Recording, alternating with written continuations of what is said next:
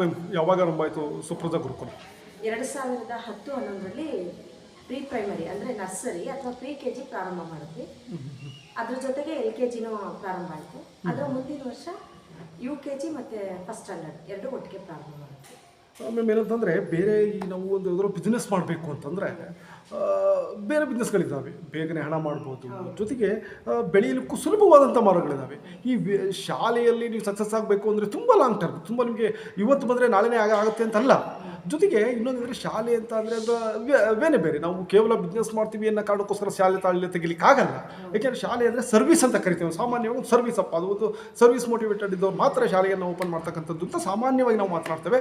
So ನೀವು ಈ ಒಂದು ಇದಕ್ಕೆ ಬರಲಿಕ್ಕೆ, ಫೀಲ್ಡಿಗೆ ಬರಲಿಕ್ಕೆ ಕಾರಣ ಏನು? ಯಾವ ಕಾರಣಕ್ಕೋಸ್ಕರ ಶಾಲೆಯನ್ನೇ ಆಯ್ಕೆ ಮಾಡ್ಕೊಂಡ್ರಿ? ನನಗೆ ಫಸ್ಟ್ ತುಂಬ ಚಿಕ್ಕವಳಿರುವಾಗಿಂದನೂ ಕಲ್ಚರಲ್ ಪ್ರೋಗ್ರಾಮು ಎಲ್ಲದರಲ್ಲೂ ತುಂಬ ಆಸಕ್ತಿ ಇತ್ತು. ಹಾಗಾಗಿ ಮತ್ತು ನಾನು B.Ed ಬೇಗ ಮಾಡಿದೆ. SSLC ಆದ ತಕ್ಷಣವೇ ನಂದು B.Ed ಆಗೋಯ್ತು. ಯಾಕೆಂದರೆ ಹಿಂದಿ ರತ್ನ ಆಗಿತ್ತು. ಹಿಂದಿ ರತ್ನ ಆದ ತಕ್ಷಣವೇ ಫಸ್ಟ್ PUCಗೆ ನಾನು ಅರ್ಧ ಡಿಸ್ಕಂಟಿನ್ಯೂ ಮಾಡಿ B.Ed ಮಾಡಿದೆ 9th ಕಾಲೇಜಲ್ಲಿ. ಹಾಗಾಗಿ ಮತ್ತೆ ಒಂದು ಶಾಲೆಗೆ ಜಾಯಿನ್ ಆದೆ. ಒಂದು 2-3 ಸ್ಕೂಲಲ್ಲಿ ಕೆಲಸ ಮಾಡಿದೆ. ಅದ್ರ ಜೊತೆಗೆ ನಂದು ಆಮೇಲೆ ಓದ್ಕೊಂಡು ಹಾಗೇನೆ ಜರ್ನಲಿಸಮ್ ಆಯಿತು. ಜರ್ನಲಿಸಮ್ ಆಯಿತು. ಮತ್ತು ನಾನು 2 ಆಯ್ಕೆ ತಗೊಂಡೆ ಫಸ್ಟಿಗೆ. ಒಂದು ಸ್ಕೂಲ್ ಮಾಡೋದು, ಒಂದು ಪೇಪರ್ ಅಥವಾ ಮೀಡಿಯಾದಲ್ಲಿ ವರ್ಕ್ ಮಾಡೋದು ಅಂತೇಳಿ. ನನಗೆ 2 ಮೀಡಿಯಾದಲ್ಲಿ ಜಾಯಿನ್ ಅಂದರೆ ಸೇರ್ಕೊಳ್ಳೋದಕ್ಕೆ ನನಗೆ ಅವಕಾಶ ಸಿಕ್ತು. ಒಂದು ರವಿ ಬೆಳಗೆರೆ ಅವರ ಸಾರಥ್ಯದಲ್ಲಿ ಬರ್ತಾ ಇದ್ದಂಥ ಹಾಯ್ ಬೆಂಗಳೂರು ಮತ್ತು ಓಂ ಮನಸ್ಸೆ ಬರ್ತಾ ಇತ್ತಲ್ಲ, ಅದರಲ್ಲಿ ಅವರು ಇಂಟ್ರ್ಯೂ ಕರೆದಾಗ ನನಗೆ ಅವರು ನಿಮಗೆ ನಾವು ಆಫೀಸಿಗೆ ವರ್ಕ್ ಮಾಡೋಂಗಿದ್ರೆ ಮಾಡಿ, ಫೀಲ್ಡ್ ವರ್ಕ್ ನಿಮಗೆ ಲೇಡೀಸ್ಗೆ ಕಷ್ಟ ಆಗುತ್ತೆ ಅಂತ ಅಂದರು.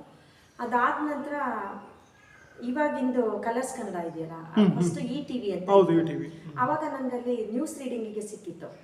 ನನಗೆ ಹೈದರಾಬಾದ್ಗೆ ಹೋಗ್ಬೇಕು ಅಂತೇಳಿ ನಮ್ಮ ಮನೆಯವರು ಒಪ್ಪಿದ್ರು, ನನಗೆ ಹೋಗೋಕ್ಕಾಗಲಿಲ್ಲ. ಯಾಕೆಂದರೆ ನನಗೆ ಅಮ್ಮನ ಜೊತೆಗೆ ಅಟ್ಯಾಚ್ಮೆಂಟ್ ಸ್ವಲ್ಪ ಜಾಸ್ತಿ ಇತ್ತು, ಅಲ್ಲಿ ಹೋಗಲಿಲ್ಲ. ಅದಾದ ನಂತರ ಪೇಪರ್ ಮಾಡೋಕ್ಕೆ ಓನಾಗಿ ಮಾಡಬೇಕು ಅಂತೇಳಿ ಶಾಲೆಯಲ್ಲಿ ವರ್ಕ್ ಮಾಡ್ತಾ ಇದ್ದೆ. ಅದು ಸ್ವಲ್ಪ ಏನೋ ಮನಸ್ಸಿಗೆ ನೋವಾಯಿತು. ಏನಾದ್ರು ಬೇರೆ ಮಾಡೋಣ, ನಾನೇ ಓನಾಗಿ ಮಾಡೋಣ ಅಂತೇಳಿ ಹೊರಟಾಗ 2 ಆಯ್ಕೆಯಲ್ಲಿ ನನ್ನ ಸ್ನೇಹಿತರು ಮತ್ತು ನನ್ನ ಆಪ್ತರು ಎಲ್ಲರೂ ನನಗೆ ಸಜೆಷನ್ ಮಾಡಿದ್ದು, ನೀನು ಶಾಲೆ ಮಾಡು. ಯಾಕೆಂದರೆ ನಂಗೆ ಮೊದಲಿಂದನೂ ಮಕ್ಕಳು ಕಂಡ್ರೆ ಸ್ವಲ್ಪ ಕನ್ಸರ್ನ್ ಜಾಸ್ತಿ ಇತ್ತು. ಮತ್ತು ನಾನು ಹಳ್ಳಿಯಲ್ಲಿ ಹುಟ್ಟು ಬೆಳೆದಿದ್ದರಿಂದ ನನಗೆ ಏನಿತ್ತು ಅಂದರೆ ಎಲ್ಲ ವಿಭಾಗದಲ್ಲೂ ಅಚೀವ್ ಮಾಡಬೇಕು ಅಂತ ಆಸೆ ಇತ್ತು. ಡ್ಯಾನ್ಸು, ಮ್ಯೂಸಿಕ್ಕು, ಪ್ರತಿಯೊಂದರಲ್ಲೂ ಆಸಕ್ತಿ ಇತ್ತು. ಆದರೆ ನನಗೆ ಅವಕಾಶ ಆಗಲಿಲ್ಲ, ಹೊರಗಡೆ ಹೋಗಿ ಕಲಿಯೋಕ್ಕೂ ಆಗಲಿಲ್ಲ. ಮನೆಯಲ್ಲೇ ಅವಕಾಶ ಮಾಡಿಕೊಟ್ರು ನನಗದಾಗಲಿಲ್ಲ. ಹಾಗಾಗಿ ಮತ್ತು ಹಳ್ಳಿ ಮಕ್ಕಳು ತುಂಬ ಟ್ಯಾಲೆಂಟ್ ಇರ್ತಾರೆ, ಆದರೆ ಅವ್ರಿಗೊಂದು ಒಳ್ಳೆ ವೇದಿಕೆ ಕರೆಕ್ಟಾಗಿ ಸಿಗ್ತಾ ಇರಲ್ಲ. ಅದೆಲ್ಲ ತಲೆಯಲ್ಲಿ ಇಟ್ಕೊಂಡು ಮೊದಲು ಹಾಸನದಲ್ಲೇ ಮಾಡಬೇಕು ಅಂತೇಳಿ ಯೋಚನೆ ಮಾಡಿ, ಕೊನೆಗೆ ಬೇಡ ಹಳ್ಳಿಲಿ ಮಾಡೋಣ ಅಂತೇಳಿ ಈ ಫೀಲ್ಡಿಗೆ ಬಂದಿದ್ದು. ನಮ್ಮ ಮನೆಯವರ ಎಲ್ಲರೂ ಮತ್ತು ಹಿತೈಷಿಗಳೆಲ್ಲ ಹೇಳಿದ್ರು, ನಿಮಗೆ ನಿಮ್ಮ ಸ್ಕೂಲ್ ಫೀಲ್ಡೇ ಚೆನ್ನಾಗಿದೆ, ಸ್ಕೂಲೇ ಮಾಡು ಅಂತ ಹೇಳಿದ್ರು. ಹಾಗಾಗಿ ಈ ಕಡೆ ಶಾಲೆಯನ್ನು ಆರಂಭಿಸಿದ್ರು. ಮ್ಯಾಮ್ ಈಗ ಪ್ರಭು ಇಲ್ಲ, ಯಾಕೆಂದರೆ ನಿಮ್ಮ ಶಾಲೆಯ ಹೆಸರಾಗಿರುತ್ತೆ, ಸುತ್ತಮುತ್ತ ಹಳ್ಳಿ ಗೊತ್ತಿರುತ್ತೆ, ಮಕ್ಕಳುಗಳು ಬರ್ತವೆ, ಸೊ ಸಮಸ್ಯೆ ಅಲ್ಲ. ಆದರೆ ಮೊದಲು ವರ್ಷ ಇರುತ್ತಲ್ಲ, ತುಂಬಾ ಕಷ್ಟದ ವರ್ಷ. ಯಾಕೆಂದರೆ ಆರಂಭಿಸಿರ್ತೀರ, ಹೋಗಬೇಕು, ಭೇಟಿ ಮಾಡಬೇಕು, ನಿಮ್ಮ ಮಗು ಇದೆಯಾ, ನಮ್ಮ ಶಾಲೆಗೆ ಸೇರಿಸಿ ಅಂತ ಹೇಳಬೇಕು. ಯಾರು ಕೂಡ ತಕ್ಷಣ ಟ್ರಸ್ಟ್ ಮಾಡಲ್ಲ. ಒಂದು ಹೊಸ ಶಾಲೆ ಬಂದರೆ ಅಯ್ಯೋ ಟೀಚರ್ಸ್ ಹೇಗಪ್ಪ, ನನ್ನ ಮಗುವಿಗೆ ಒಳ್ಳೆ ಫ್ಯೂಚರ್ ಸಿಗುತ್ತಾ, ಈ ಥರ ಯೋಚನೆ ಮಾಡ್ತಕ್ಕಂಥದ್ದು. ಬೇರೆದಾದರೆ ಯಾರಾದರೂ ತಕ್ಷಣ ಕೊಟ್ಬಿಡ್ತಾರೆ ಬಿಸ್ನೆಸ್, ನಮ್ಮ ರಿಲೇಷನ್ ಯಾರೋ ಒಬ್ರು ಮಾಡ್ತಿದ್ದಾರಪ್ಪ, ಅವ್ರಿಗೊಂದು ಬಿಸ್ನೆಸ್ ಕೊಡೋಣ ಅಂತ. ಆದರೆ ಶಾಲೆ ಅಂತ ಬಂದಾಗ ಒಂದು ಮಗುವಿನ ಭವಿಷ್ಯವನ್ನು ನೋಡ್ತಾರೆ. ಹಾಗಾಗಿ ಹೊಸ ಶಾಲೆ, ಇವ್ರ ಬಗ್ಗೆ ಹೇಗೆ ನಂಬೋದು, ಹೇಗೆ ಇವ್ರು ಸ್ಕೂಲ್ ನಡೆಸ್ತಾರೆ, ಇದೆಲ್ಲವನ್ನು ಯೋಚಿಸಿ ನಂತರ ಅವರು ಶಾಲೆಗೆ ಮಕ್ಕಳನ್ನು ಸೇರಿಸ್ತಕ್ಕಂಥದ್ದನ್ನು ಸಾಮಾನ್ಯವಾಗಿ ನೋಡ್ಕೊಂಡು ಬರ್ತವೆ. ಸೊ ಹಾಗಾಗಿ ಆರಂಭ ದಿನಗಳ ಬಗ್ಗೆ ನಾವು ಮಾತನಾಡಿದ್ರೆ ಹೇಗಿತ್ತು ಮ್ಯಾಮ್? ತುಂಬ ಕಷ್ಟ ಇತ್ತು. ಯಾಕೆ ಅಂತಂದರೆ ನಾವು ಫಸ್ಟು ತೊಗೊಂಡಿದ್ದು ಒಂದು ಕಟ್ಟಡ ಅಂದರೆ ಒಂದು ಮನೆ ತೊಗೊಂಡ್ವಿ. ಆ ಮನೆಯಲ್ಲಿ 1 ರೂಮು ಮತ್ತು 1 ಹಾಲು ಮತ್ತು ಅಡುಗೆ ಮನೆ ಆ ಥರದ್ದಿತ್ತು. ಪ್ರೀ ಪ್ರೈಮರಿ ಸ್ಟಾರ್ಟ್ ಮಾಡಿದಾಗ ಅದರೊಳಗಡೆ ಪ್ರಾರಂಭ ಮಾಡಿದ್ವಿ. ಮಾಡಿದಂಥ ಸಂದರ್ಭದಲ್ಲಿ ಮನೆಗೆ ಹೋಗ್ಬಿಟ್ಟು ರಾತ್ರಿ ಬೆಳಗಿನ ಜಾವ 4 ಗಂಟೆ 4:15 ಎದ್ದು ನಾನು ನನ್ನ ಮಗಳು ಹ್ಯಾಂಡ್ ಬಿಲ್ಸ್ನ ತಗೊಂಡೋಗಿ ಮನೆಗೆ ಮತ್ತು ಇದಕ್ಕೆ ಹಾಕ್ಬಿಟ್ಟು ಬಂದ್ವಿ. ಇಡೀ ಶನಾಸಂತೆ ಟೌನಲ್ಲಿ ಅಲ್ಲೆಲ್ಲ ಹಾಕ್ಬಂದ್ವಿ. ನಮಗೆ ಇದು ಹೊಸ ಊರು, ನಂಗೆ ಜಾಸ್ತಿ ಯಾರು ಪರಿಚಯ ಇರಲಿಲ್ಲ. ಇಬ್ಬರು ಮಾತ್ರ ಪರಿಚಯ ಇದ್ರು. ಒಬ್ಬರು ನಮ್ಮೂರ ಕಡೆಯವರೇನೆ, ಅವರು ನಟೇಶ್ ಅಂತೇಳಿ, ಅವ್ರದ್ದೊಂದು ಬೇಕ್ರಿ ಇದೆ, ಅವರೊಬ್ಬರು. ಇನ್ನೊಬ್ಬರು ನಾವು ಏನು ಬಿಲ್ಡಿಂಗ್ ಬಾಡಿಗೆ ತೊಗೊಂಡ್ವಿ, ಆ ಬಿಲ್ಡಿಂಗು ಅವರೇ ನಮಗೆ ಬಾಡಿಗೆಗೆ ಅಥವಾ ಲೀಸಿಗೆ ತೊಗೊಳಕ್ಕೆ ಇದು ಮಾಡಿಕೊಟ್ಟಿದ್ದು, ಹೆಲ್ಪ್ ಮಾಡಿದ್ರು. ತಗೊಂಡಾದ್ಮೇಲೆ ಪಕ್ಕದ ಮನೇಲಿ ಒಂದು ಮಗು ಇತ್ತು. ಆಮೇಲೆ ಅವರಂದು ಫಸ್ಟು ನಾವು ಇಲ್ಲಿಗೆ ಸೇರಿಸ್ತೀವಿ ಅಂತೇಳಿ, ಯಾಕೆಂದರೆ ನಾವು ಸ್ಟಾರ್ಟ್ ಮಾಡಿದ್ದೆ ಈ ಊರಲ್ಲಿ.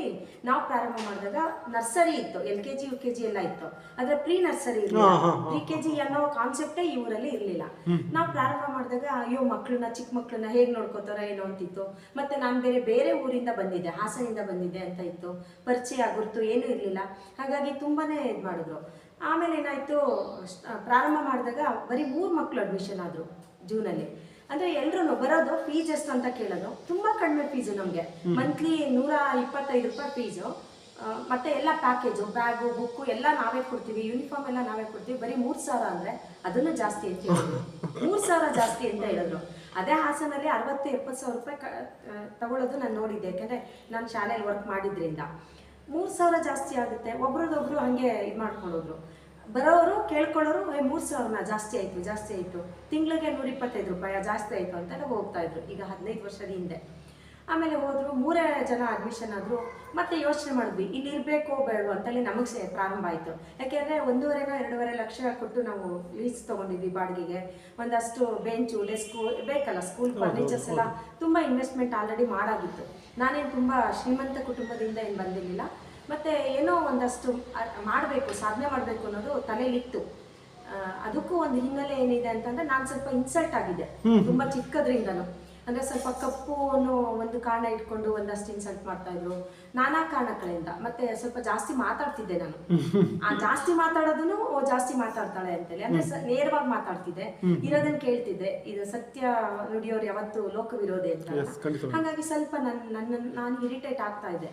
ಹಾಗಾಗಿ ನನಗೆ ಲೈಫಲ್ಲಿ ನಾನು ಏನಾದರೂ ಅಚೀವ್ ಮಾಡಿ ನಿಲ್ಲಬೇಕು ಅನ್ನೋದು ಬಂತು ನನ್ನ ತಲೆಯಲ್ಲಿ. ಹಂಗಾಗಿ ಸ್ಕೂಲ್ ಪ್ರಾರಂಭ ಮಾಡೋಕ್ಕೂ ಕಾರಣ ಆಗಿದ್ದು. ಯಾವಾಗ 3 ಜನ ಆದರೂ ವಾಪಸ್ ಹೋಗೋಣ ಅಂತ ಯೋಚನೆನೂ ಬಂತು, ವಾಪಸ್ ಹೋಗ್ಬಿಡೋಣ ಅಂತ. ಆದರೆ ನಾನು ಹಾಸನಲ್ಲಿ ಏನು ಹೇಳಿ ಬಂದಿದ್ದು, ಈ ಶಾಲೆ ಮಾಡ್ತೀನಿ, ಇಲ್ಲಿ ಇರ್ತೀನಿ ಅಂತೇಳಿ. ನಾನಿಲ್ಲಿ ಹೊರಟಂಥ ಸಂದರ್ಭದಲ್ಲಿ ನನಗೆ ಅಲ್ಲಿ ಒಂದಷ್ಟು ಜನ ಇನ್ಸಲ್ಟು ಮಾಡಿದರು. ಎಲ್ಲ ಇದು ಹಳ್ಳಿಗಳನ್ನು ಬಿಟ್ಟು ಟೌನಿಗೆ ಬರ್ತಾರೆ, ನೀನು ನೋಡಿದ್ರೆ ಜಿಲ್ಲೆ ಬಿಟ್ಬಿಟ್ಟು ಹೋಗಿ ಆ ಕೊಂಪೆಗೆ ಹೋಗ್ತಾ ಇದೆಯಲ್ಲ, ಶನಿವಾರ ಸಂತೆ ಅಂತ ಕೊಂಪೆಲಿ ಹೋಗಿ ಏನು ಸಾಧನೆ ಮಾಡ್ತೀಯ ಅಂತೇಳಿ ತುಂಬ ಇನ್ಸಲ್ಟ್ ಮಾಡಿದ್ರು. ಹೋಗಬೇಡ ಅಂತೇನೂ ಎಲ್ಲ ಸ್ವಲ್ಪ ನನ್ನ ಆಪ್ತರೆಲ್ಲ ಇದು ಮಾಡಿದ್ರು. ನಾನು ಏನಾದರೂ ಒಂದು ಮಾಡಬೇಕು ಅಂದ್ಕೊಂಡೆ ಬಂದಿದ್ದೆ. 3 ಮಕ್ಕಳಾದಾಗ ಎದೆಗುಂದಿಲ್ಲ. ಅಕ್ಟೋಬರ್ ಅಷ್ಟೊತ್ತಿಗೆ ಮತ್ತೆ ಒಟ್ಟು ಮಕ್ಕಳು ಸೇರಿ ಎಲ್ಲ ಒಂದು 7-8 ಮಕ್ಕಳೇನೋ ಜಾಯಿನ್ ಆದರು. ಒಟ್ಟು ಮೊದಲ ವರ್ಷ ನಮ್ಗಾಗಿದ್ದು ಒಟ್ಟು 17 ಮಕ್ಕಳು ಆದರು. ಆಮೇಲಿಂದ ಒಂದು ಸಣ್ಣ ಧೈರ್ಯ ಬಂತು, ಓ ಇಲ್ಲ ಏನಾದರೂ ಮಾಡ್ಬೋದು ಅಂತ ಹೇಳ್ಬಿಟ್ಟು. ಹಾಗಾಗಿ ತುಂಬ ಕಷ್ಟಪಟ್ವಿ. ಮತ್ತು ಇನ್ನೊಂದು ಕೆಲವರು ಇರ್ತಾರಲ್ಲ, ಬೇರೆಯವರೆಲ್ಲ ಎಲ್ಲಿಂದನೋ ಬಂದು ಮಾಡಿದ್ದಾರೆ, ನಿಮ್ಮ ದುಡ್ಡೆಲ್ಲ ಇಟ್ಕೊಂಡೋದ್ರೆ ಏನು ಮಾಡ್ತೀರಾ, ಗುರ್ತಿಲ್ಲ, ಪರಿಚಯ ಇಲ್ಲ, ನೀವು ಫೀಸ್ ಕಟ್ಬಿಡ್ತೀರಾ, ಅವ್ರು ತಗೊಂಡೋದ್ರೆ ಯಾರನ್ನು ಕೇಳ್ತೀರಾ, ಆ ಥರದ್ದೆಲ್ಲ ರಾತ್ರಿ ಖಾಲಿ ಮಾಡ್ಕೊಂಡೋದ್ರೆ, ಆ ಥರ ತುಂಬ ಮಾತುಗಳೆಲ್ಲ ಕೇಳ್ಪಟ್ಟೆ. ಅದೆಲ್ಲದ್ರ ನಡುವೆನೂ ನಾನು ನಿಂತೆ. ಹಂಗನ್ಕೊಂಡು ಎಲ್ಲರೂ ಆರೋಪನೆ ಮಾಡಿದ್ರು ಅಂತೇನಿಲ್ಲ. ಒಂದಷ್ಟು ಕುಟುಂಬದವರು, ಅಂದರೆ ಏನು ಮಕ್ಕಳನ್ನ ಅಡ್ಮಿಷನ್ ಮಾಡಿದ್ರು, ಅವ್ರ ಜೊತೆಗೆ ನಿಂತರು, ತುಂಬ ಸಪೋರ್ಟ್ ಮಾಡಿದ್ರು. ಮತ್ತು ಟೀಚರ್ಸರು ಫಸ್ಟ್ ವರ್ಷ ನಾನು ಒಬ್ಬಳೇ ನಿಭಾಯಿಸಿದೆ. 2ನೇ ವರ್ಷ ನನಗೆ ಒಂದು ಒಳ್ಳೊಳ್ಳೆ ಟೀಚರ್ಸ್ಗಳು ಸಿಕ್ಕಿದ್ರು. ಒಬ್ಬರು ಆಶಾ ಅಂತೇಳಿ ಸೋಮವಾರಪೇಟೆಯಿಂದ ಬರ್ತಾಯಿದ್ರು, ಇನ್ನೊಬ್ಬರು ಕೆಂಚಮ್ಮ ಅಂತೇಳಿ, ಅವರು ನನ್ನ ಶಿಷ್ಯನೇ, ಅವ್ರು ಬಂದರು. ಹಾಗೆ ಅದು ಒಂದೊಂದಾಗಿ ಬೆಳೀತಾ ಹೋಯಿತು. S of course ma'am. ನೀವು ನೋಡಿ, ಸ್ಕೂಲ್ ಅಂದಾಗ ಸಾಮಾನ್ಯವಾಗಿ ನೀವು ಬೇರೆ ಥರ ಮಾಡಲಿಕ್ಕಾಗಲ್ಲ. ಒಂದು ನೆಗ್ಲೆಕ್ಟ್ ಬಿಸ್ನೆಸ್ ಆಗಲ್ಲ, ಅಥವಾ ದುಡ್ಡು ಬರ್ತಾರೆ ಎಲ್ಲೋ ಒಂದು ಮಾಡ್ಬಿಡೋಣ ಅಂತ ಮಾಡ್ಲಿಕ್ಕಾಗಲ್ಲ. ಯಾರನ್ನೋ ಕೂರಿಸಿ ಎಲ್ಲೋ ಬಂದು ಎಲ್ಲೋ ಹೋಗೋದು ಇದಾರಪ್ಪ ಆ ಥರ ಎಲ್ಲ ಮಾಡಲಿಕ್ಕಾಗಲ್ಲ. ಇಲ್ಲೇನಾಗುತ್ತೆ ಅಂತಂದರೆ, ಶಾಲೆ ಅಂದ ತಕ್ಷಣ ಒಂದು ಗುಣಮಟ್ಟವನ್ನು ಕಾಪಾಡಬೇಕು, ಜೊತೆಗೆ ಮಕ್ಕಳಿಗೆ ಒಳ್ಳೆ ಎಜುಕೇಷನ್ ಕೊಡಬೇಕು. ಟೀಚರ್ಸ್ ಆಯ್ಕೆ ತುಂಬ ಇಂಪಾರ್ಟೆಂಟ್. ಇಲ್ಲಿ ನೀವು ಯಾರೋ ಬಂದು ಬಂದವರೆಲ್ಲ ಟೀಚರ್ಸ್ ಅಂತ ಒಳಗಡೆ ತಗೊಳ್ಳಿಕ್ಕಾಗಲ್ಲ. ಇವ್ರ ಕ್ವಾಲಿಟಿ ಹೇಗಿದೆ, ಇವ್ರಿಗೆ ಹೇಗೆ ಇದನ್ನು ಕೊಡ್ತಾರೆ, ಎಜುಕೇಷನ್ ಕೊಡ್ತಾರೆ, ಒಂದು ಗುಣಮಟ್ಟದ ಶಿಕ್ಷಣವನ್ನು ಕೊಡಲಿಕ್ಕೆ ಸಾಧ್ಯನಾ ಅಂತ ಒಂದು ನೋಡಬೇಕಾಗುತ್ತೆ ನೀವು. ಸೊ ಇದರಲ್ಲಿ ನೀವು ಟೀಚರ್ಸ್ ಬಗ್ಗೆ ನಾವು ಮಾತನಾಡೋದಾದರೆ, ನಿಮ್ಮ ಸ್ಟಾಫ್ ಬಗ್ಗೆ.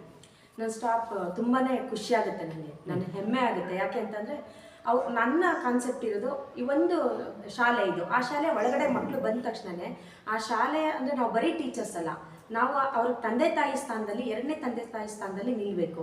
ನಾ ಶಾಲೆಗೆ ತುಂಬ ಜನ ಇನ್ಫ್ಲೂಯೆನ್ಸ್ ಎಲ್ಲ ಮಾಡಿದ್ರು, ನನ್ನ ಕಡೆಯಿಂದ ಟೀಚರ್ಸ್ ತಗೊಳ್ಳಿ, ನಮ್ಮ ಕಡೆಯಿಂದ ತಗೊಳ್ಳಿ ಅಂತ. ನಾನು ಎಲ್ಲ ಪೇರೆಂಟ್ಸಿಗೂ ಹೇಳಿದ್ದು ಒಂದೇ ಮಾತು, ನೀವು ಇವತ್ತು ಹೇಳ್ತೀರಾ, ನಾಳೆ ದಿವಸ ಮಗು ಕ್ವಾಲಿಟಿ ಇಲ್ಲ ಅಂದಾಗ ನೀವೇ ನನ್ನ ಜೊತೆ ಜಗಳಕ್ಕೆ ಬರ್ತೀರಾ, ಕೇಳ್ತೀರಾ. ಹಾಗಾಗಿ ದಯವಿಟ್ಟು ಈ ವಿಷಯದಲ್ಲಿ ನೀವು ಇನ್ಫ್ಲೂಯೆನ್ಸ್ ಮಾಡಿಕೊಡ್ದು. ನಮಗೆ ಯಾರು ಓಕೆ ಅಂತ ಅನಿಸುತ್ತೆ ನಾವು ಅಂಥವ್ರನ್ನ ತಗೋತೀವಿ ಅಂತೇಳಿ. ನಾವು ಜೆಂಟ್ಸ್ ಸ್ಟಾಫು ತುಂಬ ಕಡಿಮೆ ಇರೋದು. ಅದರಲ್ಲೂ ಇವತ್ತು ಮಾದರಿ ಆಗಿರೋದ್ರಿಂದ ಅವ್ರಿಗೆ ನಾನು ಫಸ್ಟ್ ನೋಡೋದು, ಅವರಿಗೆ ಅವ್ರಿಗೆ ಬ್ಯಾಡ್ ಹ್ಯಾಬಿಟ್ಸ್ ಇದೆಯಾ ಅಂತೇಳಿ. ತುಂಬಾನೇ ಇಂಪಾರ್ಟೆಂಟ್ ಅದು. ಬ್ಯಾಡ್ ಹ್ಯಾಬಿಟ್ಸ್ ಇಲ್ಲ ಅಂತಂದ್ರೆ ತಗೋತೀವಿ. ಇನ್ನು ಟೀಚರ್ಸ್ ಅಂತ ಬಂದಾಗ, ಲೇಡೀಸ್ ಟೀಚರ್ಸ್ ಅಂತ ಬಂದಾಗ ಅವರು ಎಲ್ಲದಕ್ಕೂ ಈವನ್ ಮಕ್ಕಳಿಗೆ ಊಟ ಮಾಡಿಸೋದ್ರಿಂದ ಇದ್ದು ಅವರು ಎಷ್ಟೊಂದು ಸಂದರ್ಭದಲ್ಲಿ ನಾನು ಏನಿದ್ರು ನೇರ ಮಾತಾಡ್ತಿದ್ದೀನಿ. ವಾಶ್ರೂಮಿಗೆ ಹೋಗುವಂಥ ಸಂದರ್ಭದಲ್ಲಿ ನಮಗೆ ಹೆಲ್ಪರ್ ಇಲ್ಲ ಅಂದಾಗ ಅವರೇ ಕ್ಲೀನ್ ಮಾಡಿಕೊಡುವಂಥ ಟೀಚರ್ಸ್ ನಮ್ಮಲ್ಲಿದ್ದಾರೆ. ಅಂದರೆ ಅದು ಸೇವಾ ಮನೋಭಾವ ಅಂತಾರಲ್ಲ, ಅಂಥವ್ರನ್ನೇ ನೋಡ್ಬಿಟ್ಟು ಆಯ್ಕೆ ಮಾಡ್ಕೊಳ್ಳೋದು ಜಾಸ್ತಿ. ಅವ್ರು ಉದ್ದ ಇದ್ದಾರಾ, ಅವ್ರು ಬೆಳ್ಳಗಿದ್ದಾರಾ, ಅವ್ರು ಕರ್ರಗಿದ್ದಾರಾ, ಅದೆಲ್ಲನೂ ಇಂಪಾರ್ಟೆಂಟ್ ಅಲ್ಲ. ತುಂಬಾ ಶಾಲೆಗಳಲ್ಲಿ ಆ ಥರದ್ದು ಮಾಡ್ತಾರೆ. ಮತ್ತೆ ಹೌದು, ತುಂಬಾ ಶಾಲೆಗಳಲ್ಲಿ ಮಾಡ್ತಾರೆ. ಮತ್ತೆ ಕ್ಯಾಸ್ಟ್ ನೋಡ್ತಾರೆ. ನಮ್ಗೆ ಇದುವರೆಗೂ ಅವ್ರು ಸರ್ಟಿಫಿಕೇಟ್ ಕೊಟ್ಟು ಎಲ್ಲ ಆದ್ಮೇಲೂ ಅವ್ರು ಯಾವ ಕ್ಯಾಸ್ಟ್ ಅಂತ ಎಷ್ಟೊಂದು ಸಂದರ್ಭದಲ್ಲಿ ಗೊತ್ತಾಗಿರಲ್ಲ. ಒಂದೊಂದ್ಸತಿ ಏನಕ್ಕಾದ್ರೂ ಇಲ್ಲಿ ಡಿಪಾರ್ಟ್ಮೆಂಟಲ್ಲಿ ಕೇಳಿದಾಗ ಅವ್ರನ್ನೇ ಕೇಳ್ಕೊಂಡು ಬರ್ದಿರೋದು ಉಂಟು. ನಾವು ಯಾವುದನ್ನು ನೋಡಲ್ಲ. ನಮ್ಗೆ ಒಟ್ಟು ಏನು ಬೇಕು ಅಂದರೆ ನನ್ನ ಅಭಿಪ್ರಾಯದಲ್ಲಿ ಶಾಲೆ ಅಂದರೆ ಒಂದು ದೇವಸ್ಥಾನ. ಅದ್ರ ಜೊತೆಗೆ ಮಕ್ಕಳು ಅಂತ ಅಂದಾಗ ಅವ್ರ ಪೇರೆಂಟ್ಸ್ ಅವ್ರು ನಮ್ಮ ಜೊತೆ ಕೆಲವೊಂದ್ಸತಿ ಕಿರಿಕಿರಿ ಮಾಡ್ತಾರೆ, ಕೆಲವೊಂದ್ಸತಿ ಜಗಳ ಮಾಡ್ತಾರೆ, ಏನೆಲ್ಲ ಮಾಡ್ತಾರೆ. ಅದ್ಯಾವುದು ನಮಗೆ ಮುಖ್ಯ ಅಲ್ಲ. ಮಕ್ಕಳಿಗೆ ಒಂದು ಒಳ್ಳೆ ಭವಿಷ್ಯವನ್ನು ಕಲ್ಪಿಸ್ಕೊಡ್ಬೇಕು. ಇದು ಬೇಸಿಕ್ ಆಗಿರೋದ್ರಿಂದ. ಯಾಕೆಂದರೆ ಅಡಿಪಾಯ ಚೆನ್ನಾಗಿದ್ರೆ ಬಿಲ್ಡಿಂಗ್ ನಾವು ಹೆಂಗೆ ಬೇಕಾದ್ರೂ ಕಟ್ಬೋದು. ಹಾಗಾಗಿ ನಮ್ಮಲ್ಲಿರ್ತಕ್ಕಂಥ ಶಿಕ್ಷಕರೆಲ್ಲ ಸಂಬಳ ಹೌದು ಬೇಕು, ಅವರ ಜೀವನಕ್ಕೆ ಬೇಕು, ಕರೆಕ್ಟ್ ಇಲ್ಲ ಅಂತಲ್ಲ. ಆದರೆ ಸೇವಾ ಮನೋಭಾವನೆ ಇರುವಂಥವ್ರೆ ಜಾಸ್ತಿ. ಅಂಥವ್ರನ್ನೇ ತಗೋತೀವಿ. ಪ್ರೀತಿಯಿಂದ ಬರ್ತಾರೆ, ಪ್ರೀತಿಯಿಂದ ಕೆಲಸ ಮಾಡ್ತಾರೆ. ಅದ್ರ ಜೊತೆಯಲ್ಲಿ ಒಂದೊಂದ್ಸತಿ ನನಗೆ ಬೇಗ ಸ್ವಲ್ಪ ಕೋಪ ಬರುತ್ತೆ. ಅದು ಅವರಿಗೆಲ್ಲ ನನ್ನನ್ನು ಅರ್ಥ ಮಾಡ್ಕೊಂಡಿರೋರು ಉಳ್ಕೋತಾರೆ. ಅಂದರೆ ಇಲ್ಲಿ ಶಾಲೆಯಲ್ಲಿ ತುಂಬ ಹಳೆ ಇರೋವಂಥ ತುಂಬ ಹಳೆ ಟೀಚರ್ಸು ಇದ್ದಾರೆ. ಹೊಸದಾಗಿ ಬಂದಿರೋರನ್ನು ಅರ್ಥ ಮಾಡ್ಕೊಂಡವರು ಉಳ್ಕೋತಾರೆ. ಇನ್ನು ಕೆಲವರು ಅವರಿಗೆ ಏನಾದ್ರು ಕಿರಿಕಿರಿ ಅನ್ಸಿದ್ರೆ, ಏನು ಇಷ್ಟೊಂದು ಸ್ಟಿಕ್ ಮಾಡ್ತಾರೆ ಅನ್ಸಿದ್ರೆ ಅಂಥವ್ರು ಹೋಗಿರೋದು ಉಂಟು. ಅವರು ನನ್ನ ಜೊತೆಗೆ ಅವರು ಸ್ಯಾಕ್ರಿಫೈಸ್ ಮಾಡ್ತಾರೆ. ಈಗ ತುಂಬ ಶಾಲೆಗಳಲ್ಲಿ ತುಂಬ ಫ್ರೀ ಬಿಟ್ಟಿರ್ತಾರೆ. ಆದರೆ ನಮ್ಮ ಶಾಲೆಯಲ್ಲಿ ಒಂದು ಶಿಸ್ತಿದೆ. ಟೀಚರ್ಸು ಸಹ ಶಿಸ್ತಿಂದನೇ ವರ್ತಿಸ್ತಾರೆ. ಫೋನ್ ಯೂಸ್ ಮಾಡಲ್ಲ, ಬೇರೆ ಎಲ್ಲ. ಮತ್ತು ಏನಾದ್ರು ಹೇಳಿದ್ರೆ ಅಪಾರ್ಥ ಮಾಡ್ಕೊಳ್ಳಲ್ಲ. ಅದು ಮನಸ್ಸಿಗೆ ಖುಷಿ ಆಗುತ್ತೆ. ಹೇಳದ್ನಲ್ಲ, ಹೆಲ್ಪರ್ ಇಲ್ಲಂಥ ಸಂದರ್ಭದಲ್ಲಿ. ಮತ್ತು ನಮ್ಮಲ್ಲಿ ಶನಿವಾರ ಸ್ನ್ಯಾಕ್ಸ್ ಕೊಡ್ತೀವಿ. ಆ ಟೈಮಲ್ಲಿ ಮಕ್ಕಳಿಗೆ ನಾವು ರಾ ವೆಜಿಟೇಬಲ್ಸು ಆ ಥರದ್ದು ಏನಾದರೂ ಕೊಡ್ತೀವಿ, ಅವರಿಗೆ ಎನರ್ಜಿಕ್ ಫುಡ್ ತರೋದು. ಆ ಟೈಮಲ್ಲಿ ತುಂಬ ಹೆಲ್ಪ್ ಮಾಡ್ತಾರೆ. ಹಣ್ಣು ಹಚ್ಚಕ್ಕಿರ್ಬೋದು, ಅದನ್ನು ಡಿಸ್ಟ್ರಿಬ್ಯೂಟ್ ಮಾಡೋಕ್ಕಿರ್ಬೋದು. ತುಂಬ ಒಟ್ಟು ಹೆಂಗೆ ಅಂದರೆ ಇದು ಹೋಮ್ಲಿ ಆಗಿದೆ ನಮ್ಮ ಸ್ಕೂಲು. ಅಂದರೆ ಹೇಗೆ ಅಂತಂದರೆ, ನಾನು ಫೀಸ್ ಕಟ್ತೀನಪ್ಪ, ಮಕ್ಕಳನ್ನ ಕಳಿಸ್ತೀನಿ, ಮುಗೀತು, ಅಲ್ಲಿಗೆ ಮುಗೀತು, ಅವ್ರು ಮಾರ್ಕ್ಸ್ ತೆಗಿಸ್ಬೇಕು ಆ ಬೇಸ್ಗಿಂತನೂ ಇವರೊಂದು ಮಾರಲ್ ವ್ಯಾಲ್ಯೂಸು, ಪುಸ್ತಕದಲ್ಲಿರೋ ಮಾರಲ್ ವ್ಯಾಲ್ಯೂಸ್ ಅಲ್ಲ. ಅಂದರೆ ಒಂದು ಒಳ್ಳೆ ಜೀವನಕ್ಕೆ ಅಳವಡಿಸ್ಕೋಬೇಕು. ತಂದೆ ತಾಯಿನ ಗೌರವಿಸ್ಬೇಕು, ಹಿರಿಯರನ್ನು ಗೌರವಿಸ್ಬೇಕು. ಹಾಗಾಗಿ ಮಕ್ಕಳನ್ನ ನಾವು ಚಿಕ್ಕ ಕ್ಲಾಸ್ ಮಕ್ಕಳು ದೊಡ್ಡವ್ರನ್ನ ಅಣ್ಣ ಅಕ್ಕ ಅಂತ ಕರೀತಾರೆ. ಅಂದರೆ ಇದನ್ನು ನಾವು ಫಸ್ಟಿಂದಾನೇ ಅವ್ರಿಗೆ ರೂಢಿ ಮಾಡಿಬಿಡ್ತೀವಿ. ಆ ನಿಟ್ಟಿನಲ್ಲಿ ಅಂದರೆ ಒಂದು ಸಂಸ್ಥೆ ಬೆಳಿಬೇಕು ಆಗಬೇಕು ಅಂತಂದರೆ ಒಬ್ಬರಿಂದ ಆಗಲ್ಲ. ಅದು ಸಪೋರ್ಟಿವ್ ಬೇಕೇ ಬೇಕು. ಆ ದಿಸೆಯಲ್ಲಿ ಯೋಚನೆ ಮಾಡಿದಾಗ ನಮ್ಮ ಶಿಕ್ಷಕರು ತುಂಬಾ ಸಪೋರ್ಟಿವ್ ಆಗಿದ್ದಾರೆ. ಆ ಹೆಮ್ಮೆ ನನಗಿದೆ. ನಾನು ಇಲ್ಲ ಅಂತಂದ್ರೂ, ನಾನು ಇವಾಗ ಆಚೆ ಒಂದೆರಡು ದಿವಸ ಹೊರಗಡೆ ಹೋದ್ರೂ ಧೈರ್ಯವಾಗಿ ಬಿಟ್ಟು ಹೋಗ್ಬೋದು. ನೋಡ್ಕೋತಾರೆ ನಮ್ಮದು ಅನ್ನೋ ಥರದ್ದು. ಆ ಒಂದು ಖುಷಿ ಇದೆ. Yes, of course ma'am. ಯಾವುದೇ ಸಂಸ್ಥೆ ಆಗಿದ್ದಾಗ ಮಾತ್ರ ಅದು ಬೆಳೀಲಿಕ್ಕೆ ಸಾಧ್ಯ ಆಗುತ್ತೆ. ಇಲ್ಲ ಟೀಚರ್ಸೇ ಒಂದು ಕಡೆ ಮತ್ತು ಆಡಳಿತ ಮಂಡಳಿ ಒಂದು ಕಡೆ ಆದರೆ ಎರಡು ಟೈರ್ಗಳು, ಯಾವ ಟೈರ್ ಪಂಚರ್ ಆದರೂ ಕೂಡ ಗಾಡಿ ಮುಂದೆ ಹೋಗಲ್ಲ. ನೀವು ಎಲ್ಲಿರ್ತೀರೋ ಅಲ್ಲಿ ನಿಲ್ಬೇಕಾಗುತ್ತೆ ಗಾಡಿ. ಸರ್ 16 ವರ್ಷ ಆಯ್ತಾ ಬಂತು ಸ್ಕೂಲ್ ಪ್ರಾರಂಭ ಆಗಿ. ನನಗೆ ಗೊತ್ತಿರಂಗೆ ತುಂಬ ಸ್ಟಾಫ್ಗಳಲ್ಲಿ ಜಗಳ ಆಗಿದೆ. ತುಂಬ ಟೀಚರ್ಸ್ ಅವರವರೇ ಜಗಳ ಆಡ್ಕೊಂಡು, ಕಚ್ಚಾಡ್ಕೊಂಡು ಎಲ್ಲ ಮಾಡ್ಕೊಂಡಿರೋದನ್ನ ಕೇಳಿದ್ದೀನಿ, ನೋಡಿದ್ದೀನಿ. ಆದರೆ ಇದುವರೆಗೂ ನಮ್ಮ ಟೀಚರ್ಸಲ್ಲಿ ಒಂದೇ ಒಂದು ಸಣ್ಣ ಜಗಳನೂ ಆಗಿಲ್ಲ. ಮತ್ತು ಊಟ ಮಾಡುವಾಗ್ಲೂ ಅವರು ಸ್ಟಾಫ್ ರೂಮಲ್ಲಿ ಕೂತ್ಕೊಳ್ಳಲ್ಲ. ಅವ್ರವ್ರ ಕ್ಲಾಸ್ ಟೀಚರು ಅವ್ರವ್ರ ಮಕ್ಳ ಜೊತೆ ಕೂತು ಆ ಮಕ್ಳದ್ದು ಊಟ ಪೂರ್ತಿ ಚೆಕ್ ಮಾಡ್ತಾರೆ, ಮುಗ್ದಿದ್ಯಾ ಅಂತೇಳಿ. ಆಮೇಲೆ ಅವ್ರು ತಂದಿಲ್ಲ ಅಂತಂದರೆ ನಾವು ಅದನ್ನು ವ್ಯವಸ್ಥೆ ಮಾಡ್ತೀವಿ ಅದಕ್ಕೆ ಅವ್ರಿಗೆ ಕೊಡೋಕ್ಕೆ. ಅಥವಾ ಶಾರ್ಟ್ ಆದರೆ ಅದು, ಅಥವಾ ಕಡಿಮೆ ಆದರೆ ಆ ಥರದ್ದು. ಮಕ್ಕಳ ಜೊತೆಯಲ್ಲಿ ನೀವು ನಂಬ್ತಿರೋರು ನೆಲದಲ್ಲಿ ಕೂತು ಊಟ ಮಾಡುವಂಥ ಟೀಚರ್ಸ್ ಇದ್ದಾರೆ ನಮ್ಮಲ್ಲಿ.